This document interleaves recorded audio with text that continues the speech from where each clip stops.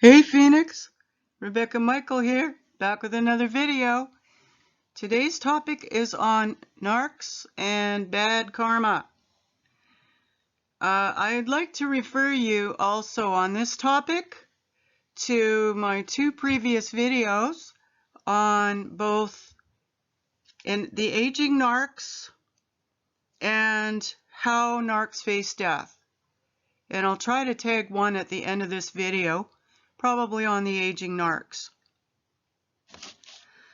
So, aside from the bad karma coming for recalcitrant narcs in both old age and death, there are other ways they definitely get their immediate just desserts, which I'll briefly touch on here.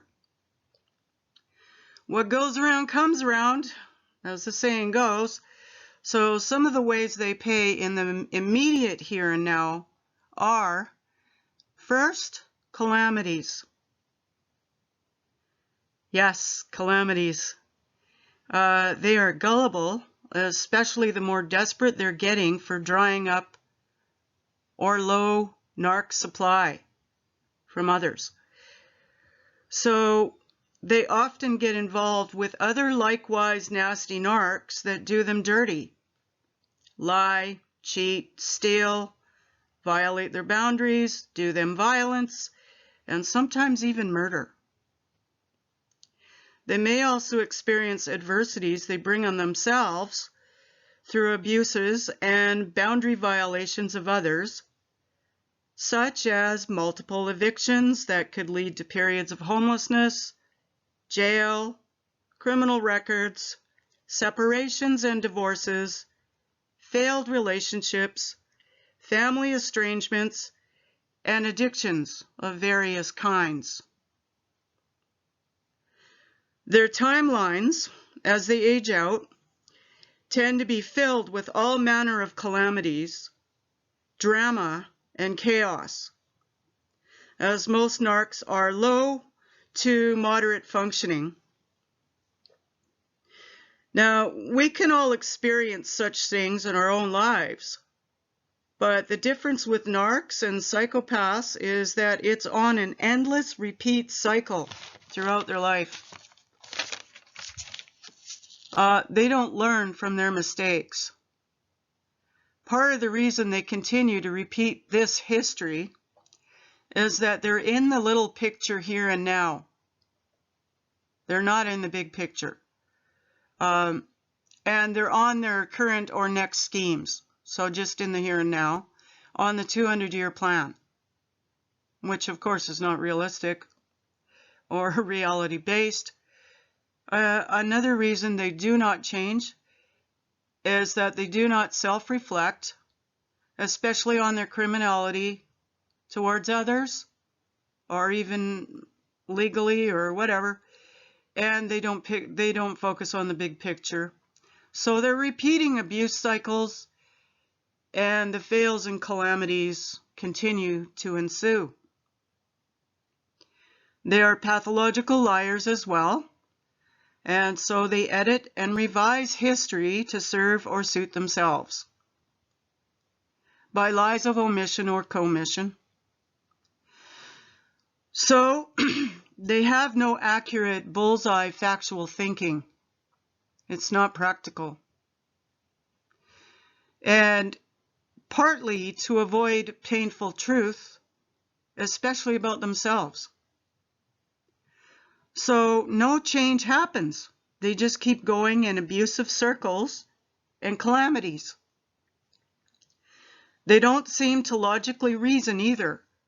They don't connect cause and effect because they don't look at the big picture. So their reactions to adversities and calamities that they typically bring upon themselves is self-pity and entitlement rage. That's going nowhere. So they blame shift onto someone or something else. They're perpetual blame shifters. You'll notice this. And they are never empowered as a result towards positive change for long. They may have brief periods of it, but they revert right back into those circles. They are chronic, usually false victims, helplessly blown about by the whirlwinds they manufactured. Sowing and reaping, sowing and reaping, sowing and reaping. The whirlwind. And it never stops. Their thinking processes are maladaptive, and they never face anything. The only thing they change is their next targets, schemes, locales, manipulative tactics, and false personas to match and mirror their targets for exploitation, usury, and abuse of some kind towards that target or targets. So beware of their calling cards, the false victim shtick, perpetual false victim, and ingratiating charm. Watch out for that. Those are their calling cards, their two main calling cards. But the charm doesn't last long. That mask slips. Other ways they get their bad karma, other than bad consequences and calamities, is that they themselves are their own karma.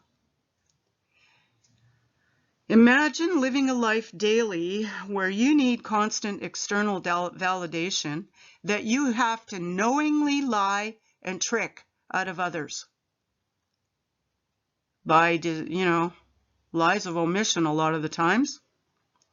Imagine a life where you feel perpetual cycles of toxic shame, self-pity, and entitlement rages as the fails and calamities and bad consequences from using and abusing others keeps rolling in. Imagine a life where you have to constantly escape with artificial highs and fantasies going nowhere. They're going nowhere, these fantasies, in hard reality. So, it's constant disappointment. Imagine a life where you are constantly paranoid and looking over your shoulder for abused enemies in pursuit of you. And not all people have good self-control, and this can get very dangerous for the narcopath.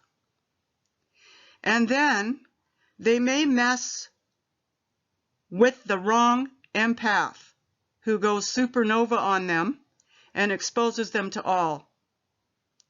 Now this is disastrous for a narc because they hate exposure of facts and truth about them, especially all the holes in their stories, etc., filled in.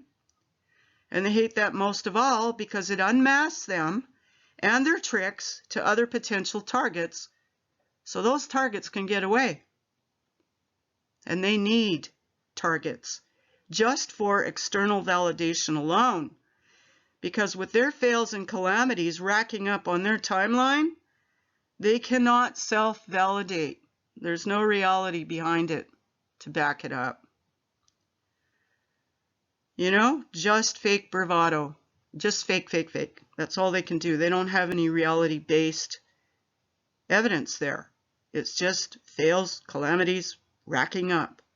So they keep running and hiding to the next victim, next locale, because they've blown out that other one or the other ones, etc.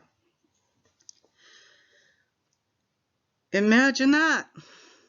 The life of a fugitive, even from your own true self. Well, these are just some of the ways I've come across, witnessed, and constantly see from narc survivors comments on the forums, who often go on to more empowerment and post-traumatic growth. I will get to this in other topics at YouTube, how you can turn it all around, the trauma and mess they leave behind, in your own favor towards empowerment and post-traumatic growth, and to help others do likewise as well. So yeah, their karma is brutal, just like they are. Ciao for now, Phoenix. Take care. Back soon.